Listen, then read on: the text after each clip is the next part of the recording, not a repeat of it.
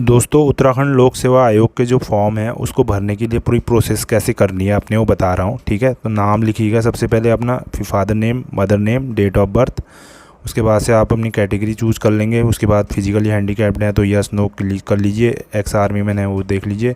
उसके बाद ये सारा चीज़ आप यस नो करने के बाद आप अपनी मेल आईडी डालेंगे, कंफर्म कराएंगे उसको, फिर फ़ोन नंबर डालेंगे। ठीक है, और उसको भी कंफर्म कराएंगे। उसके बाद आपका प्रेजेंट एड्रेस पूछेगा और परमानेंट एड्रेस। ठीक है, तो ये आप अपना डाल लेंगे।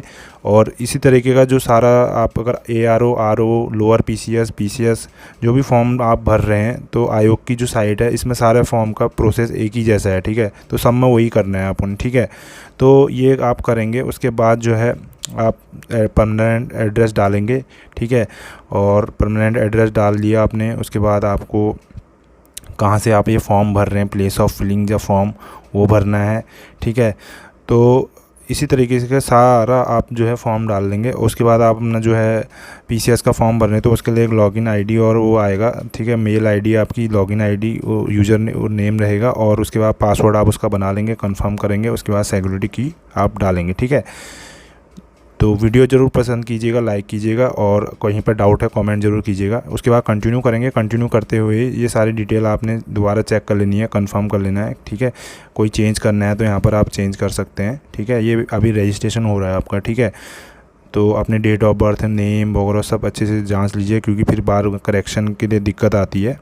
ठीक हो गया, ये करने के बाद आप जो है कहीं पर कोई गलती लग रही है आपको दोबारा चेक कर लीजिए, क्योंकि तसल्ली से भरा जाता है फॉर्म। तो चैनल पर नए हैं ज़रूर सब्सक्राइब कर लीजिएगा। इसी तरीके के आपके सारे अपडेट्स हम आपके लिए लेके आते हैं। और भी आप कोई फॉर्म भरेंगे तो इसी तरीके से भरेंगे। ठीक है, UKPSC के जो भी फॉर्म आएंगे, ठीक है, लोक सेवा आयोग के। ठीक है, ये दोबारा हमने जो है इसको रिकन्फर्म करके चेक कर लिया है। ठीक है, पासवर्ड वगैरह हम इसमें दोबारा भर लेंगे, ठीक, कंफर्म करने के लिए। और ये अभी जो है उसके बाद हम इसका कंटिन्यू करके अब जो इसको हम फाइनल सबमिट कर देते हैं। ठीक है, अब ये सबमिट हो जाता है। तो सबमिट होने के बाद जो है इस तरीके का आपका रजिस्ट्रेशन कंप्लीट हो गया, और रजिस्ट्रेशन की डिटेल हमें वहाँ फिर दोबारा से हम इसमें लॉगिन कर लेंगे। लॉगिन करने के बाद हम अब इसमें जो है पर्सनल इन्फॉर्मेशन जो है भर चुके हैं। उसके बाद एजुकेशनल जो है क्वालिफ़िकेशंस जो हमने पोस्ट के लिए अप्लाई करना है उसके अकॉर्डिंग हम इसमें भर देंगे। ठीक है, तो इसमें जो भी हमारा हाई स्कूल से लेकर इंटर की, फिर आपका ग्रेजुएशन, आपका सब कुछ इसमें भरना है। ठीक है, आपने हाई स्कूल इसमें क्वालिफ़िकेशन टाइप लिखिएगा, नेम ऑफ डिग्री जो भी है, स्टेट आपने कहाँ से किया है, उसके बाद कौन सा बोर्ड है, और कब मार्कशीट की डेट क्या है, कब इशू हुई थी वो लिखना है, और कौन से विषय हैं वो लिखना है। उसके बाद उसमें परसेंटेज भी पूछ रहा है, मार्क्स कितने हैं, ग्रेडिंग वाला सिस्टम है तो वो मेंशन कर दीजिए।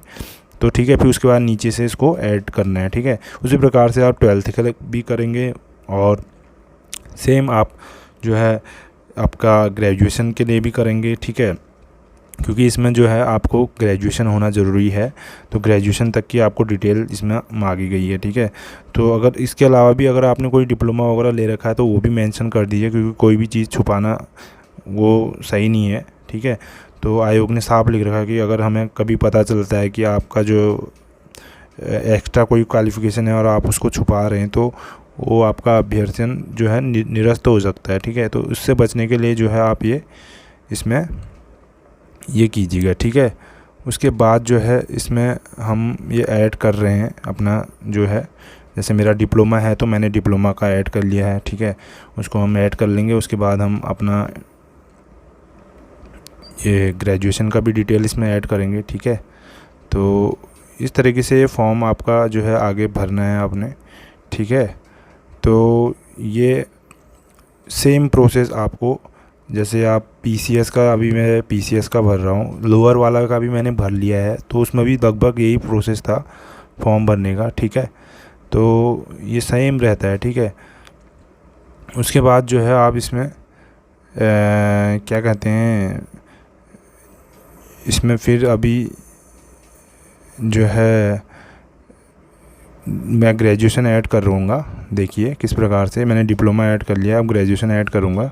ठीक है, तो इसमें ग्रेजुएशन में मैंने देख लिया, मैंने BA कर रखा है तो BA में इसमें डाल दूँगा, उत्तराखंड से कर रखा है। उसके बाद कुमाऊँ यूनिवर्सिटी है, मेरी डेट जो है मार्कशीट में देख के मैं डेट इसमें निकाल लूँगा। ठीक है, और उसके बाद मेरे सब्जेक्ट जो है हिस्ट्री थी मेरी, पॉलिटिकल साइंस था और इंग्लिश लिटरेचर था, तो वो मैं इसमें मेंशन कर दूंगा। फिर उसके बाद मार्क्स टाइप में मेरे टोटल जितने मार्क्स थे फाइनल ईयर के कितने में से आए थे वो सारे मैं मेंशन कर दूंगा, ठीक है।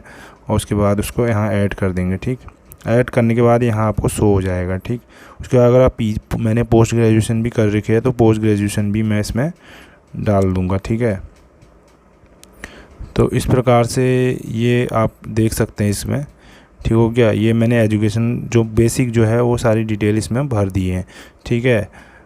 तो इसमें कहीं पर कोई गलती नहीं होनी चाहिए, क्योंकि अगर अभी इस वक्त आप गलती करोगे तो बाद में क्या होता है डॉक्यूमेंट वेरिफिकेशन में, अगर आपने परसेंटेज यहाँ पर गलत लिखी है तो उस टाइम आपका जो है एग्ज़ाम आपने निकाला है लेकिन आपको क्योंकि ये हो जाता है ना कि लैक ऑफ इन्फॉर्मेशन या ये 400 BC के अंदर आ जाता है, तो उस टाइम पर आपका जो अभ्यर्थन है निरस्त हो जाएगा। उसके प्रकार से मैंने PG कर रखा है, MA कर रखा है कुमाऊँ यूनिवर्सिटी से पॉलिटिकल साइंस में, तो मैंने मार्क्स यहाँ पर लिख दिए हैं, अब मेरा परसेंटेज आ गया है। तो इस प्रकार से मेरा हाई स्कूल से लेकर inter, diploma, graduation, post graduation सारा ऐड हो चुका है, ठीक है। तो ये एजुकेशनल डिटेल्स इसमें हमने जो मांगी गई हैं आयोग के द्वारा वो सारी अच्छे से भर दी हैं। उसको दोबारा एक बार रीचेक कर लेना आप, ठीक है। और उसके बाद यहाँ पर लिख रहा है कि अगर आपके पास इसके अलावा कोई और डिग्री है, मास्टर MBA है, नहीं है मेरे पास, BEd भी नहीं है मेरे पास, ठीक है।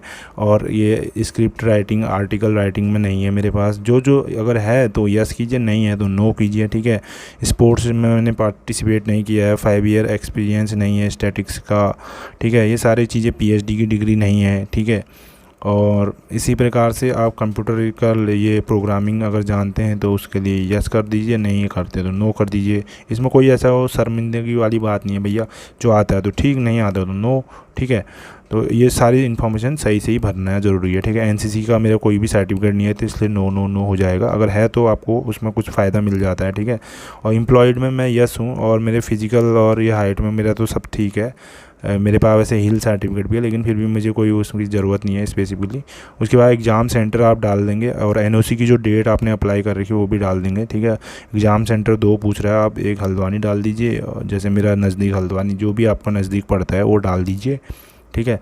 उसके बाद अगर कोई क्रिमिनल केस तो नहीं है तो नो कर दीजिए, ठीक है। और उसके बाद आपको जो है कभी DWAR तो नहीं किया, तो उसके बाद मैं अपना आधार डिटेल वगैरह डाल के इसमें मैंने भर दिया है, ठीक है। ID मांग रहा था, तो ये भरने के बाद जो है ये सारा एक बार इसको फिर से देख लेना कि कहीं पे कोई गलती तो नहीं हो रही है, ठीक है। ये सारी चीज़ आप, क्योंकि फॉर्म एक ही बार भरा जाता है, उसके बाद गलत भर गया तो पछतावा ही होता है ना, तो इसलिए तसल्ली से इसको भरिएगा। जैसे मैंने कई बार इसको देखा फिर जाके मैंने वो किया है, फाइनल सबमिट किया है, ठीक है। और बहुत लोगों को NOC की वो होती है, तो अगर आप संविदा कर्मचारी भी हैं तब भी आप NOC के लिए अप्लाई कीजिए और हर एक पोस्ट के लिए आप अलग अलग NOC की एप्लीकेशन लिखेंगे अपने विभाग को, ठीक है।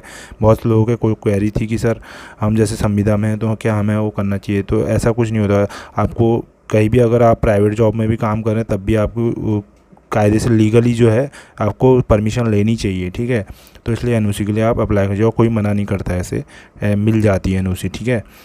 तो उसके बाद यहाँ पर हम इसको सबमिट करेंगे। उसके बाद जो है ये हमारा सबमिट हो गया है, ठीक है। और अब जो है ये हमारा इस तरीके का ये खुल गया है। उसके बाद ये कह रहा है कि आपको फ़ोटो और सिग्नेचर वाला पेज आ जाएगा, तो अब यहाँ पर से जो है फ़ोटो और वो अपलोड कर लेंगे सिग्नेचर। तो मैंने पहले से फ़ाइल बनाई हुई है तो इसको photo.jpg करके सेव करेंगे तभी अपलोड होगा। तो इस तरीके से फाइनल हमारा ये फ़ीस वाला पेज खुल गया है। तो ये एक बार प्रीव्यू हो गया हमारे फॉर्म का कि इस तरीके से आपने जो भी भरा होगा सारा आपका डिटेल यहाँ पर दिखाएगा प्रीव्यू में, ठीक है। तो ये आपने भर दिया। उसके बाद एक बार ध्यान से इसको अच्छे से नीचे से स्क्रॉल कर लीजिए, पढ़ लीजिए। उसके बाद डिक्लेरेशन में जो है टिक करना पड़ेगा आपको कि आपने जो इन्फॉर्मेशन भरी है सही है और NOC के लिए आपने अप्लाई कर दिया है, आपने कोई तथ्य छिपाया नहीं है, ठीक है।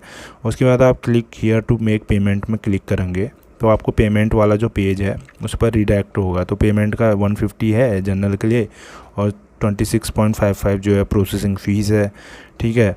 तो ये आप करके जो है इसको एक बार फिर चेक कर लीजिए क्योंकि फिर दोबारा ये वो नहीं करता ना, ठीक है। तो ये करने के बाद जो है आप click here to make payment में आप वो करेंगे, ठीक है क्या। तो ये आप कर लेंगे, ठीक हो गया। Click here to make payment तो ओके कर लीजिए और ये इस तरीके का आएगा, पे नाउ वाला पेज खुल गया है। तो अब हम जो है पेमेंट वाले गेटवे में आ चुके हैं।